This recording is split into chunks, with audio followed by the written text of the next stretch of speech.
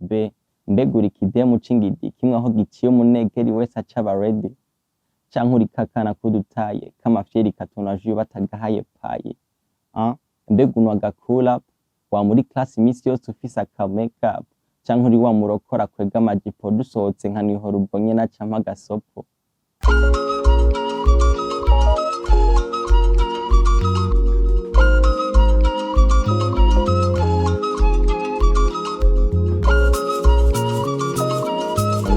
Ingabire Beni Eloge Pro. Iyo L ni Eloge Pro Professionnel. L Pro ni izina ry'umuziki, izina ryanje ni Ingabire Beni Eloge. Navukiye mu ntara ya Kayanza, komine Kayanza, ariko ubundi mu gisagara ca Bujumbura sinazanye n'umuziki, nazanye n'amashuri.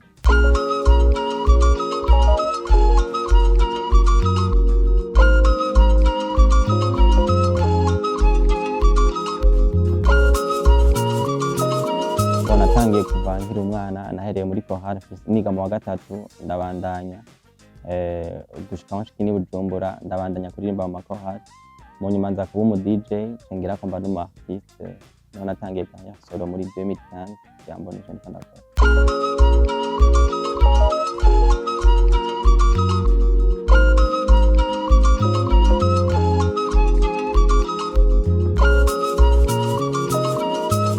Akaba umuziki nari umu DJ, ikindi naco nuko ndi umunyeshuri ndahije kaminuza ndiko ndaheraheza kuri Université du Lac Tanganyika muri communication organisationnelle.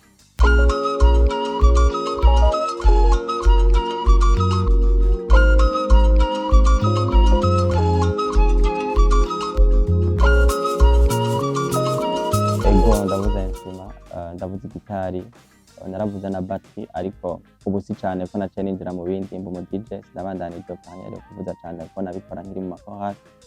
Ubu navuga ko nabandanije rehab gusa.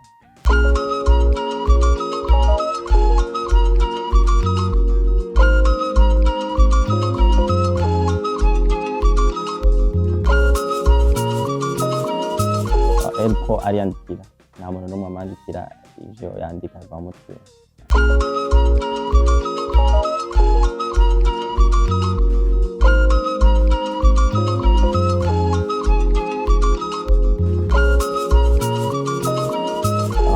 Ndayikura henshi, ndayikora mu kibano bwa mbere, bwa kabiri ndayikora ku bandi artiste.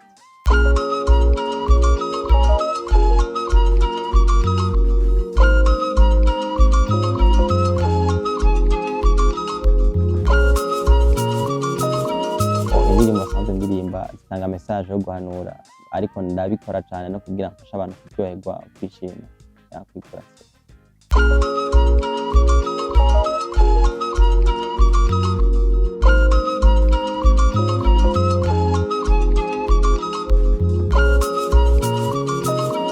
Umugore muri Kadoda n'ubu ndacarondera.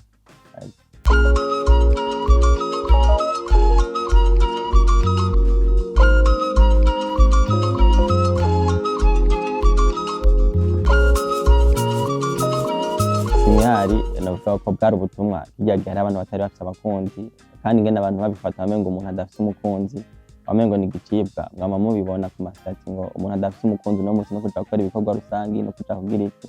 So navuga ati hari abantu umengo turiko turarenganwa, rero sinovyemera ko kuririmba irya ndirimbo.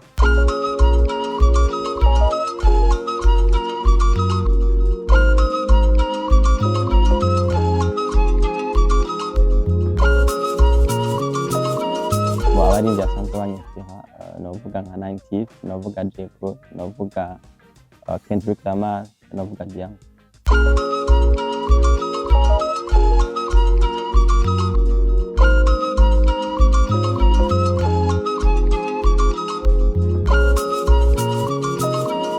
Novuga yuko performance yo mu Kayanza, icambere mu Kayanza ni muhira, so nariko ndirimbira abo twakoranye, abo twiganye, abo twaragiranye, abo twakoranye ikintu cose.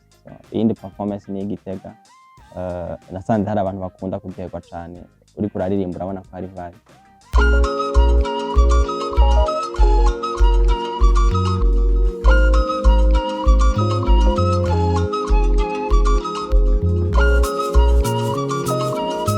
Ego uramaze kunyinjiriza n'ahatari cane gose, mugabo hari gitangiye kwinjira.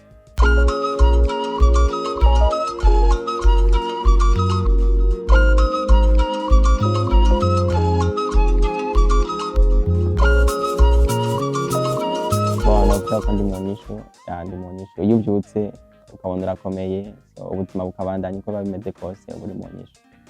Ndayibutsa yuko indirimbo nanayisohoye mpejeje kumenya kw'ishure ndahejeje kaminuza.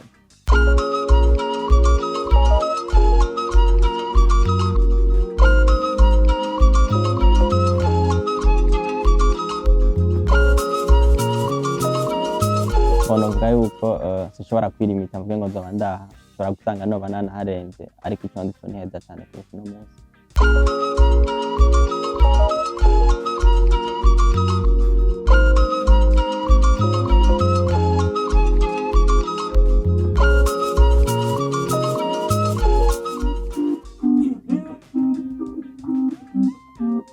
Juggle on the track.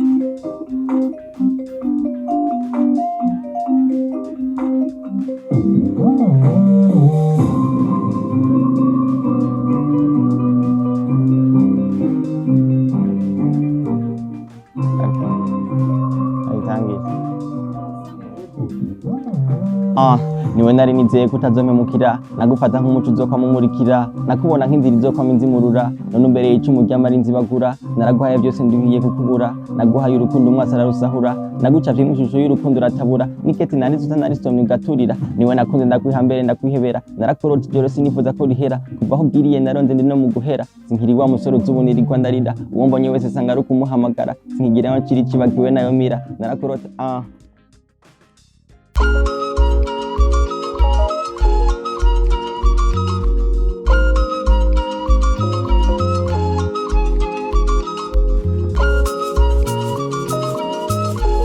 abafanzi banje bokwitega nuko bitega ibikorwa vyiza na cane cane muri uno mwaka.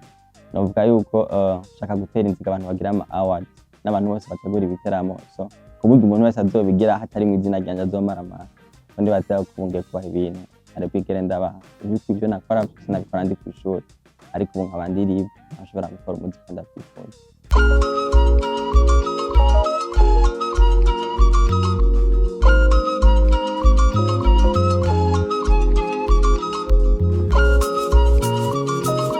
Indoto y'ibisazi wanje icambere no kuba ambassadeur de marque, kandi nkamuba muri company wanje, so company wanje akaba ariyo mbamwe brand ambassador.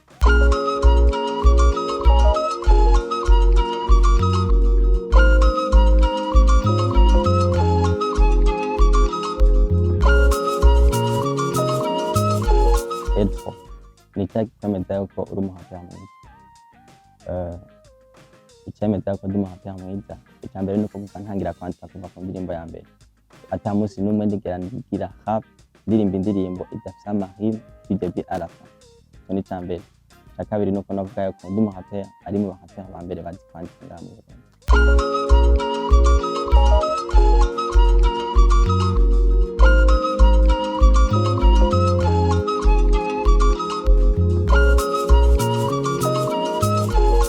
Mu indirimbo zanje ndazikunda zose parce que ni iziwanje kandi zarantwara umwanya, ubwo navuga ko indirimbo nkunda cane ni Mugore muri kazoza. Nama nkuyumvira inyinshi ibuze nkiyakira, mbega uri muduki mukobwa nzorongora, mburi kumwe nande bari karagusomagura, vy'ukuri usohokana nande icampa mu gashwano uwo muswa kuva iruhande, gucamwa nzokwa ntuburamuha igipande, kurya ndi nka patiri nawe buri ku rutonde, mbega uri kidemu c'ingidi kimwe aho giciye umunegeri wese acaba ready, canke uri kakana kudutaye k'amafyeri katonaje iyo batagahaye paye, mbega unwa gakura wa muri class imisi yose ufise aka makeup, canke uri wa murokora kwega amajipo dusohotse nka nihora ubonye nacampa agasopo, mbega uri umwana wo mu muji umwe kuri Anif imisi yose azimya amabuji, canke uri slay queen ya ruguru yareka sinkuvuge nabi ngo uzonca amaguru, nguma nkuyumvira ufise inkingi canke ufise udufosete, baby wowe uri umwana w'umwete canke uri kizeze cakuriye ku murete, ninakwandikira irya mbere uzonyishura canke uri muri bamwe wakuyehe nime yanje, sha mwe nabo kenshi usanga ari babi bapfa batanarongowe bakabahamba ni babi, mbe mukabara utabura inkoko Imana ntaje ntiduhura ubundi fo ku mufuko, canke uri kakana kabihimvye kanwa amazi wabiburete zikimbwa batunze, baby ngo mbega uracari sugi canke biramaze gushika urategwa jigijigi, vyarabaye rimwe ntaco noba ntomboye nimba utari kuri level y'indamba ikomeye.